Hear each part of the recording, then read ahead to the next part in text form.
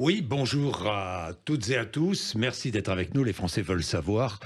Parlons vrai ce matin avec Aurélien Taché, qui est député écologiste du Val d'Oise. Aurélien Taché, Député bonjour. écologiste du Val d'Oise, en effet, Oui, Jean-Jacques Bourdin, bonjour. oui, bonjour. Je dis écologiste parce que vous êtes suspendu du groupe Europe Écologie Les Verts, enfin du parti, Tout à par le fait. parti.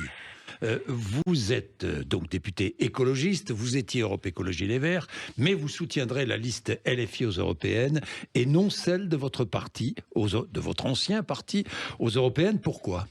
Parce que je crois vraiment que la dynamique de 2022 qu'on avait appelée la NUPES, auquel les électeurs de gauche sont très attachés, ils veulent qu'on fasse l'union, et celle Oui. qui doit primer. Et aujourd'hui, ceux qui continuent d'être dans cette logique, avec l'Union populaire, puisque c'est maintenant le nom qu'on lui donne, c'est bien la liste de Manon Aubry, et que sur un certain nombre de grands sujets sur lesquels moi j'ai toujours été très engagé, je pense évidemment combat pour les libertés, contre le racisme, pour la paix en Palestine, eh bien c'est cette liste qui aujourd'hui vraiment est en pointe. Oui, c'est pour ça que vous quittez Europe Écologie Les Verts. Vous êtes suspendu, vous allez quitter le parti, vous allez adhérer à LFI? Non, je n'adhérerai pas à LFI. La question des partis, pour moi, Bon. maintenant, est secondaire. Je suis Bah au groupe oui. écologiste, j'y suis bien. Mais par contre, je soutiens l'Union populaire pour ces élections Bon. européennes. On a besoin d'un maximum Vous d'eurodéputés êtes dans de les cette deux, liste. quoi, si j'ai bien compris. Vous continuez à siéger avec les écologistes et vous soutenez LFI, quoi. Eh bien, écoutez, Vous je suis cohérent. D'abord, vous êtes, Je suis peut-être le dernier député NUPES oui. en activité, Jean-Jacques Bourdin. Est-ce que vous n'êtes pas un peu un professionnel du tourisme politique? Vous avez commencé au PS, ensuite vous êtes allé à La République En Marche, adhésion en 2017, ensuite les Nouveaux Démocrates, vous avez été élu député en 2020, puis Europe Écologie Les Verts, et maintenant vous voilà soutenant la liste LFI. Moi, Franchement. Ouais, je comprends votre question, je m'y attendais et je n'ai Oui, pas de problème oui. pour y répondre. Moi, vous savez, je crois que depuis maintenant 7 ans que je suis élu parlementaire, je n'ai Oui. absolument jamais varié dans les positions que j'ai prises, dans les combats que j'ai pu mener. Et d'ailleurs, ça m'a valu un certain nombre de désagréments. Donc, c'est pas moi qui finalement évolue, c'est souvent les formations politiques avec Mais la lesquelles j'ai pu République En travailler. Marche, vous adhériez. Au tout début, quand Emmanuel Macron nous parlait de progrès, nous parlait d'émancipation, moi, vous savez, Jean-Jacques Bourdin, je viens d'une Oui. famille modeste, des catégories populaires, et j'ai cru, comme d'autres, qu'à un moment, ce discours qui était porté par les sociodémocrates du temps des socialistes, ce discours de progressisme d'Emmanuel Macron, pouvait faire que les ouvriers, leurs enfants, allaient vivre mieux. Je me suis trompé. Emmanuel Macron, c'était une politique de droite, ou plutôt lui m'a trompé, parce qu'il a fait croire que c'était autre chose qu'une politique de droite classique, et ça n'était pas autre chose. Donc effectivement, aujourd'hui, j'en suis arrivé à la conclusion qu'il n'y a pas 50 manières d'améliorer la vie de ceux pour qui je me bats, et c'est d'être dans quelque chose qui soit sans concession, comme avec la nouvelle Union populaire. Alors, Macron, les écologistes, maintenant LFI, dites-moi, comment pensez-vous que les Français prennent ces revirements? Vous êtes un peu une girouette de la politique. La politique est-elle crédible quand ce spectacle est donné aux Français? Mais Franchement, je me mets à leur place. Je suis Et je d'accord. me mets à la place de vos électeurs. Oui, ben justement, mes électeurs, qu'est-ce qu'ils ont dit en 2022? Oui. Ils m'ont réélu à plus de 55%. Pourtant, j'ai pas changé de circonscription. Moi, vous savez, je suis à Cergy-Pontoise, dans une ville populaire. Je suis fier d'ailleurs de représenter ses habitants. Eh bien, écoutez, ils m'ont réélu largement en 2022. Donc, c'est bien la preuve que les Français ne sont pas dupes, Jean-Jacques Bourdin. Quand on leur fait une promesse de progrès, une promesse, on dit au quartier populaire, vous allez voir, l'assignation à résidence, c'est fini. C'était les discours d'Emmanuel Macron. Et puis, qu'on mène une politique contre eux, qu'on réprime les gilets jaunes, qu'on n'augmente pas les salaires, qu'on bâillonne les uns ou les autres et qu'on mène une politique qui est directement stigmatisante pour tout un tas de Français, notamment ceux qui, par exemple, peuvent avoir une autre couleur de peau ou une autre confession que celle qu'on retrouve le plus souvent. Eh bien, écoutez, pour toutes ces raisons-là, non, mais je veux dire, oui. je veux dire, la loi séparatisme, c'était oui. une loi qui visait à stigmatiser les musulmans, par exemple. Voilà, On ce genre de stigmatise choses. les musulmans dans Avec ce pays. avec cette loi-là, oui. Non, mais dans ce pays, est-ce qu'il y a un racisme anti-musulman? Moi, je pense que la majorité des Français ne sont pas racistes. Je pense Non, que ce pays, je vous effectivement, pose est une un question, pays... je ne vous demande pas si les Français sont racistes. Oui, oui. Est-ce qu'il y a un racisme anti-musulman? Il y a en tout cas des lois qui visent spécifiquement, par exemple, nos concitoyens musulmans. Et ça, C'est je du trouve que racisme anti-musulman, les lois, notamment la dernière. Je trouve que la loi séparatisme vise une catégorie de Français plutôt Donc, qu'une autre. c'est une loi Raciste. Stigmatisante. C'est ce que vous dites. Stigmatisante. C'est ce que vous dites. Je dis qu'en tout cas, elle vise véritablement certains Français et pas d'autres. Coco est dessinatrice de presse. Oui. Vous avez vu son dessin? Oui. Hein, je rappelle, dessin publié par Libération. Je rappelle ce dessin parce que certains ne l'ont pas vu. Caricature sur la situation à Gaza. Un enfant affamé essaie d'attraper un rat. Une jeune femme voilée l'en empêche en lui disant « c'est Ramadan, pas avant le coucher du soleil ». Alors, évidemment, ce dessin dénonce la famine suite au bombardement israélien à Gaza, tout en se moquant des dictats de la religion. Dessin immonde, dit la députée LFI Sarah Legrain. Et puis la réaction de Sophia Chikirou, vous n'aurez pas notre haine, mais vous la méritez.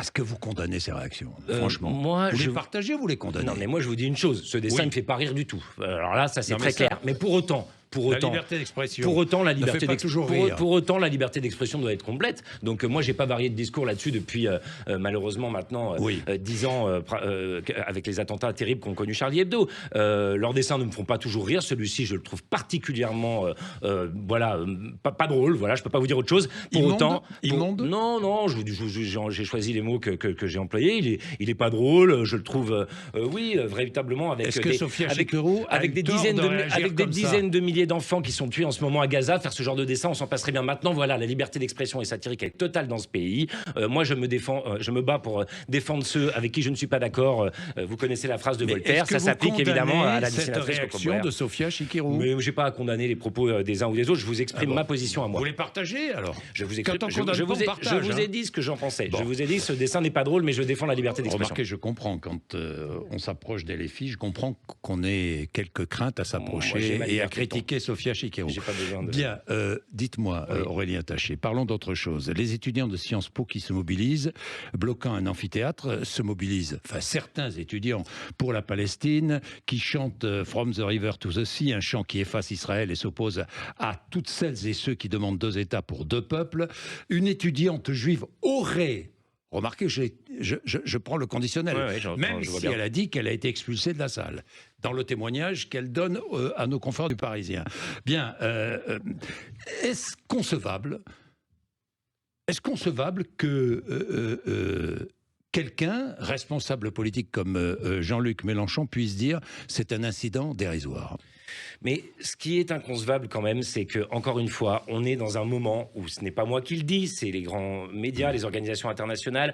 Vous avez une armée criminelle, celle d'Israël, qui déclare la guerre aux enfants. On a des dizaines de milliers d'enfants qui sont en train de mourir à Gaza. On a un génocide qui est en cours. Et est-ce que la France, le Premier ministre de la France, plutôt que de véritablement dire « Aïe, on va entrer dans une logique de sanctions contre Israël, ça n'est pas possible de continuer ainsi », se mêle directement d'une affaire comme celle-ci? S'il y a eu le moindre agissement antisémite, et si cette étudiante juive a été repoussée parce que juive, ceux qui ont fait ça doivent être condamnés par la justice. Il n'y a absolument aucun débat à avoir là-dessus. Il y a une montée de l'antisémitisme dans notre pays parce qu'effectivement, certains confondent tout. Certains rendent les juifs de France responsables de ce qui se passe en Israël. Moi, je ne suis absolument pas de cela. Je ne le serai jamais et je condamne tous les antisémites. Maintenant, je vois aussi quelque chose, c'est que depuis le début de la mobilisation pour la paix en Palestine, les manifestations ont été interdites. Moi, il a fallu que je me batte et que je mette mon nom en personne comme parlementaire pour que dans le Val d'Oise, à Cergy, les manifestations puissent être autorisées. Que dès que des étudiants font un blocus effectivement à Sciences Po, le Premier ministre, le Président de la République, tout de suite, disent voilà, il faut absolument arrêter cela. Ça révèle surtout, à mon avis,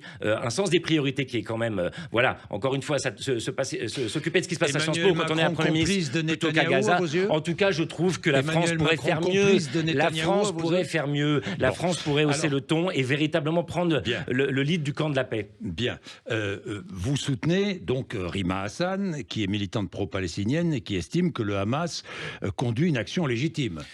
Moi, je soutiens une solution à 2 États. Je considère que le Hamas est absolument une organisation terroriste qui ne mène aucune action légitime. En revanche, Elle veut un État binational. Oui, alors ça, par exemple, c'est une discussion qu'il faut avoir. Quand vous entendez effectivement de la rivière à la mer, c'est-à-dire du Jourdain à la mer. Mais on efface l'État d'Israël. Ah non. On fait l'égalité. On fait l'égalité des droits dans un État avec 2 nations, c'est-à-dire les mêmes droits pour les personnes qui sont de confession juive ou musulmane sur ce territoire de la mer au Jourdain. Voilà ce que défend Rima Hassan. Moi, en tout cas, je trouve qu'il faut écouter ce que disent les gens qui sont les premiers concernés. Moi, je reste pour une solution à 2 États parce qu'effectivement, et d'ailleurs, je pense qu'Emmanuel Macron devrait reconnaître maintenant l'État de Palestine. Il nous a dit qu'il n'avait aucun tabou là-dessus. Qu'est-ce qu'il attend?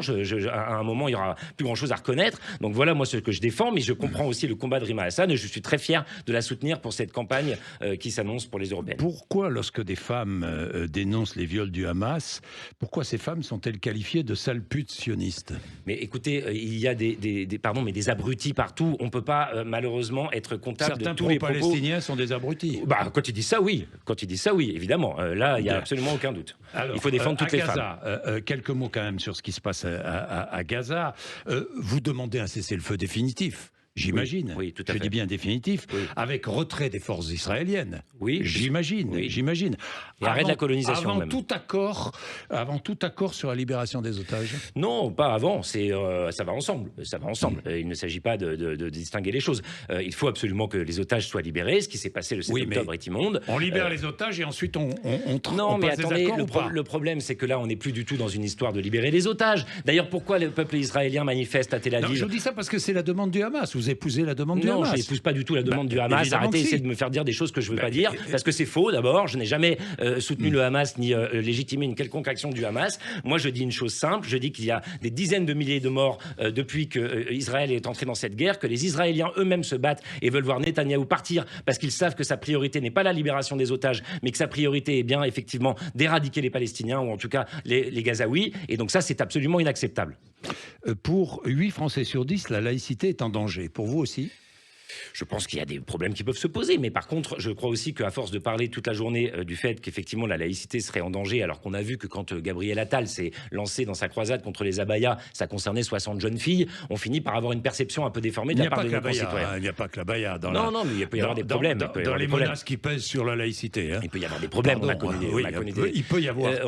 Il y a des problèmes et on a connu des actes absolument terribles, horribles dans ce pays. D'incidents dans les universités, dans les écoles, dans les collèges, les lycées. Enfin, vous le savez. Je le sais, mais sur les cours, enfin, vous le savez. Non, mais qu'il faille absolument être très clair sur le fait qu'à l'école, tout doit pouvoir être enseigné et que nos enseignants doivent être protégés, je suis absolument d'accord avec ça. Maintenant, je sais aussi que certains voient des atteintes à la laïcité partout parce qu'ils vont voir une jeune femme dans la rue qui porte un voile, ils voient une atteinte à la laïcité. Bon, ben voilà, moi, je suis pas d'accord avec cela.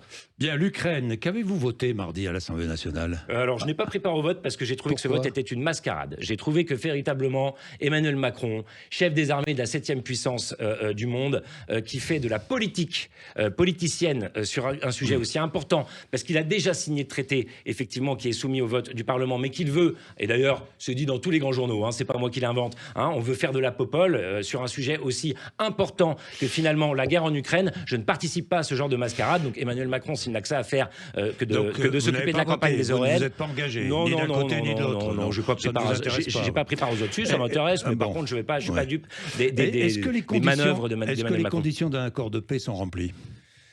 Non, les conditions d'un accord de paix ne sont pas encore nécessairement remplies. Nécessairement. Non, mais en fait, moi, je suis pas dans le secret. Je vous pose la question. De ce qui est aujourd'hui. Est-ce que vous demandez à la Russie de se retirer de ces territoires occupés? Oui, bien sûr. En tout cas, moi, je soutiens la demande du peuple ukrainien. Moi, depuis le début de cette affaire, j'ai toujours été très clair par mes positions, par mes votes. Vous venez de dire que ça m'intéressait pas, c'est pas vrai. C'est juste à ce vote-là, parce qu'il y avait une manœuvre politicienne que je n'ai pas participé. À chaque fois, sinon, je me suis exprimé et j'ai voté pour le soutien à l'Ukraine, pour la livraison d'armes à l'Ukraine. Et tant que les Ukrainiens voudront qu'on continue à leur livrer des armes, ils me trouveront à leur côté. Je vous dis ça parce que LFI est très pacifiste. J'ai vu les positions d'LFI. Donc vous ne partagez pas sur l'Ukraine les positions d'LFI. Bah, écoutez, ils ont toujours été. Moi, j'ai réécouté Manuel Bompard encore il y a 2 jours. Il a bien dit qu'il était toujours pour la livraison d'armes à l'Ukraine tant que l'Ukraine le demanderait. Mais donc, il a dit qu'il faut faire la paix avec Vladimir Poutine. Il a dit que la voie diplomatique ne devait pas être complètement J'ai une question écartée. simple. Est-ce qu'un jour Vladimir Poutine a envisagé une négociation sur le statut de l'Ukraine? J'ai une question à vous poser, toute simple. Est-ce qu'un jour, dans ses déclarations, il a envisagé une négociation sur le statut de l'Ukraine? Moi, dans ses déclarations, peut-être pas, mais en revanche, la diplomatie. Important, mais la diplomatie, vous savez aussi que ça ne se fait pas uniquement dans les déclarations publiques. Donc, il faut bien quand même. Quelle est l'alternative finalement? Qu'a-t-il dit? Je voudrais rappeler quand même. Je voudrais rappeler pour les auditeurs. Décembre 2023, c'est pas vieux. Qu'a-t-il dit? Il y aura une paix quand nous atteindrons nos objectifs: dénazification, démilitarisation, statut de neutralité pour l'Ukraine. La Russie Russie est le seul garant de la souveraineté et de l'intégralité territoriale de l'Ukraine. Voilà ce qu'il a dit. Oui, moi j'entends. Et vous savez ce qu'il a dit il y a 2 jours? Je le cite encore. Il serait ridicule que nous entamions des négociations avec l'Ukraine simplement parce qu'elle est à court de munitions. Voilà ce qu'il a dit. Mais de toute façon, si vous voulez me faire dire que Poutine est un criminel de Non, guerre mais à qui on ne peut pas faire confiance, je suis d'accord.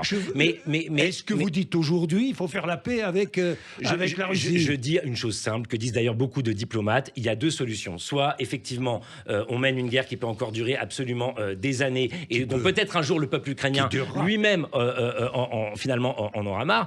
Les élections présidentielles en Ukraine ont été repoussées, mais ne doutons pas qu'à un moment ou à un autre, ce débat dans la société ukrainienne aura lieu. Et que nous, qu'est-ce qu'on doit faire, la France, grande puissance diplomatique? Moi, j'ai regretté depuis le départ déjà qu'au-delà du soutien militaire nécessaire à l'Ukraine, on ne s'engage pas plus dans une diplomatie qui aurait permis de nous trouver d'autres alliés, au Sud, en Afrique, au Brésil, en Afrique du Sud. Parce que regardez, Jean-Jacques Bourdin, ce qui se passe. Tous les pays du Sud, aujourd'hui, en Afrique et ailleurs, considèrent que notre indignation à géométrie variable, sur la Palestine, mais aussi au conflit au Congo. Moi, je reviens d'Afrique et du Congo. On a là-bas un massacre avec des centaines de milliers de morts et personne n'en parle. Toutes ces indignations à géométrie variable font qu'ils ne nous soutiennent pas dans notre démarche envers l'Ukraine. Et moi, c'est ça qui m'intéresse. Donc oui, la France doit redevenir une grande puissance diplomatique, une grande voix, se donner les moyens d'avoir une diplomatie conséquente pour pouvoir, à un moment ou à un autre, de toute façon, aussi être aux côtés des Ukrainiens quand ils en auront besoin pour mettre fin à ce conflit. Est-ce que vous pensez que la France doit quitter l'OTAN?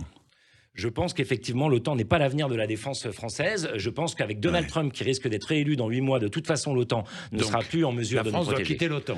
Moi, progressivement, je pense qu'on doit quitter le commandement intégré. Nicolas Sarkozy nous l'avait fait Mais que préférez-vous, une Ukraine russifiée ou une Ukraine dans l'OTAN? Mais moi, je suis absolument pas pour une Ukraine russifiée ni une Ukraine dans l'OTAN. Je suis pour une Ukraine indépendante, neutre, comme elle a toujours été jusqu'ici. Je pense que l'Ukraine dans l'OTAN, c'est la meilleure manière aussi de finalement avoir un conflit qui soit directement limitrophe avec la Russie. C'est-à-dire que si les frontières de l'OTAN arrivent jusqu'aux portes des frontières russes, nous risquons là un embrasement avec une puissance nucléaire, et je ne crois pas que ce soit ce que vous souhaitiez non plus.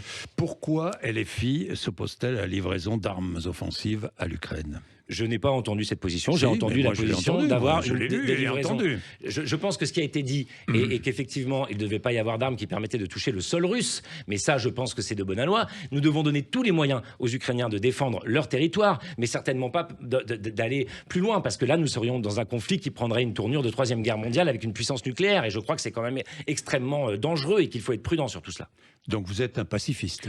Dans l'absolu, oui. Mais par contre, je ne suis pas un capitulard. C'est-à-dire que je pense que les Ukrainiens, tant qu'ils auront besoin de notre soutien, nous devons les soutenir. Mais je suis aussi pour la voie diplomatique, je vous l'ai dit. Une certaine gauche est toujours pacifiste et parfois antisémite. Pourquoi dans l'histoire? C'est l'histoire. Faites un lien entre les deux, excusez-moi, mais je ne vois pas vraiment quel est le lien entre les deux. Mais en tout cas, moi, de mon côté, je suis très clair. Je suis un humaniste. Je crois en la diplomatie. Je crois aussi que Vladimir Poutine est un criminel de guerre, que Netanyahou en est un tout autant, et que donc nous devons agir en conséquence, nous Français, qui avons toujours été, de par l'histoire, une grande voix à travers le monde. On l'est un peu moins. Aurélien Taché, Emmanuel Macron dit vouloir inscrire la notion de consentement en matière de viol dans le droit français. Oui, c'est heureux. C'est heureux. Oui, puisque effectivement, je pense que la base... Est-ce que ça ne risque pas, c'est ce que dit Éric Dupond-Moretti, et c'est ce qu'il disait il y a quelque temps, de contractualiser les relations sexuelles? Non, moi ce que je crois, c'est que la notion de consentement, c'est la base de toute relation amoureuse, sexuelle, et que donc effectivement, les associations féministes demandent cette inscription dans la loi, et je peux les comprendre. Il y a eu une grosse incompréhension quand au départ Emmanuel Macron au niveau européen a bloqué cela. Il semble avoir changé d'avis.